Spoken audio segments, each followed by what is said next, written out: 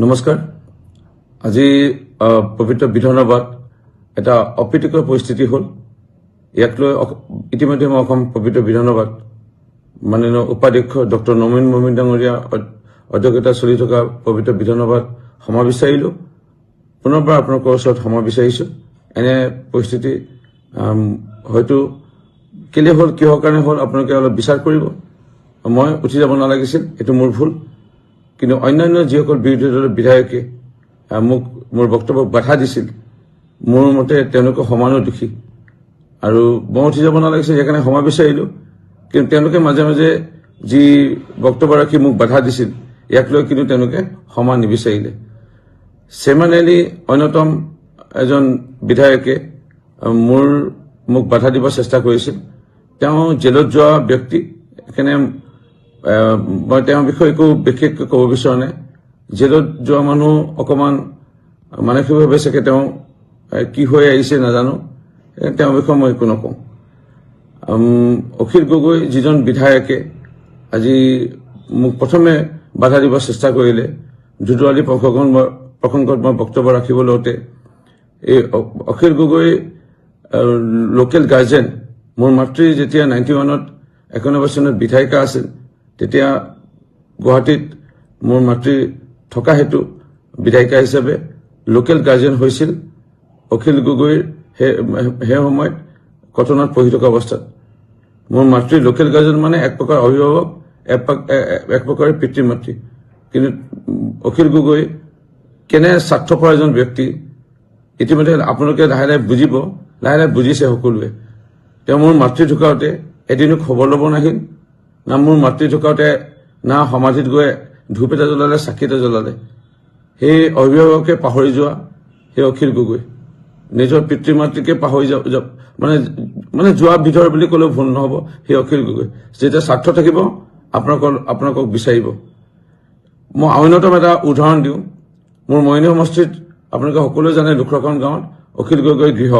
আজিও মাক লুখৰাখন গাঁৱতে থাকে।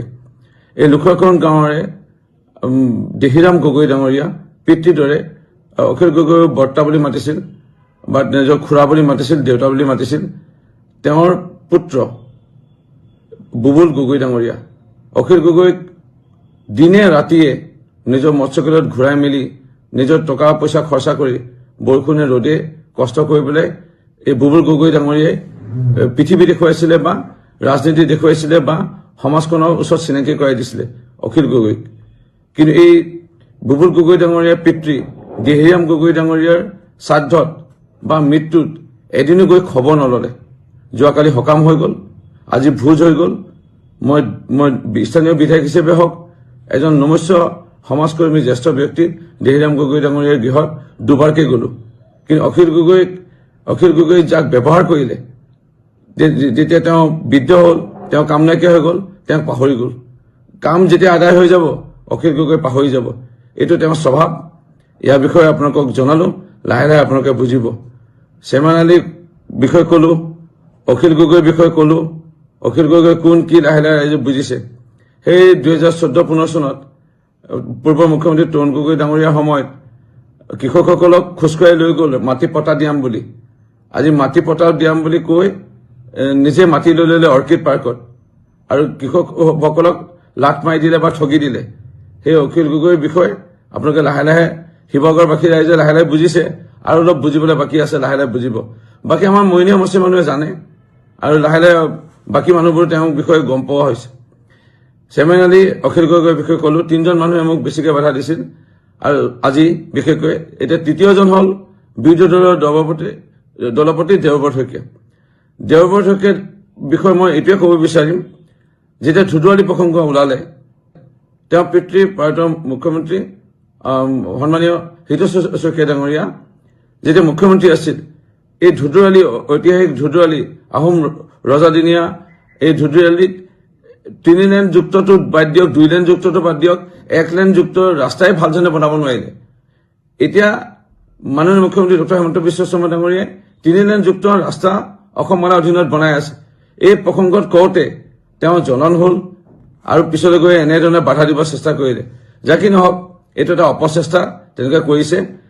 মই যিমানটো জানো 90 নহলেও 80% মানুহে জানে ৰূপজ্যোতি কুৰ্মী সেইকাৰণে মইনুল মছজিদ ৰাইজে আজি 5বাৰ আমাক বিধায়ক ৰূপে নিৰ্বাচিত কৰিছে সুখে দুখে কোনে ৰাইজৰ লগত আছে বা কোনে ৰাইজৰ লগত থাকিব মৃত্যু শেষ মুহূৰ্তলৈকে এয়া মইনুল মছজিদ জানে পূৰ্ব মইনুল মছজিদ ৰাইজেও জানে আৰু এইটো নৱগঠিত মইনুল মছজিদ পূৰ্বৰ তিয়ক সমষ্টি অঞ্চলৰ ৰাইজেও আমাক পাইছে তেওঁলোকেও জানে সেইকাৰণে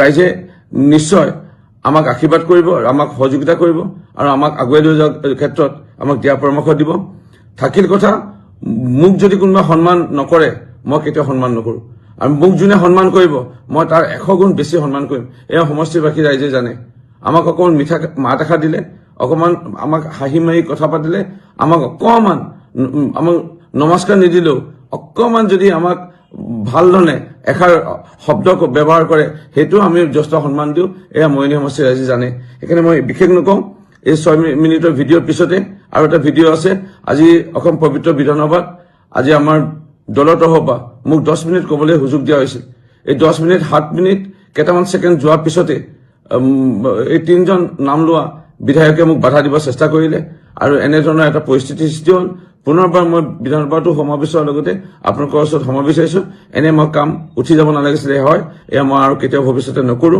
আপোনালোকে মোক ভাল ধৰণে আপোনালোকে পাব এজন ভাল মানে বক্তা হিচাপে পাব আজিও বক্তব্য ভাল দিছো আপোনালোকে শুনিব অনুগ্ৰহ কৰি মোৰ বক্তব্য শুনিব তাৰ মাজতে কিন্তু 7 মিনিট কিমান ছেকেণ্ডৰ যোৱাৰ পিছতে এটা অপ্ৰীতিকৰ পৰিস্থিতি সৃষ্টি হ'ল তাৰ আগলৈকে মই ধুনীয়াকৈ বক্তব্য ৰাখি আহিছিলো মাননীয় দেশৰ প্ৰধানমন্ত্ৰী নৰেন্দ্ৰ মোদী ডাঙৰীয়া মাননীয় মুখ্যমন্ত্ৰী ডক্টৰ হিমন্ত বিশ্ব শৰ্মা কেন্দ্ৰৰ ৰাজ্যৰ NDA চৰকাৰৰ কথাই কৈ আছিলো ইয়াত বিৰোধী দলন হ'ল তেওঁলোকে গম পাইছে যে 26ত আহিব নোৱাৰিব ইয়াক লৈ তেওঁলোকে এটা পৰিৱেশ সূচনা কৰিব বিচাৰিছিল কিন্তু মই জানো তেওঁলোক বিফল হ'ল মোৰ ভিডিঅ'টো ইয়াৰ পিছতে আছে বিধানসভাৰ শুনিব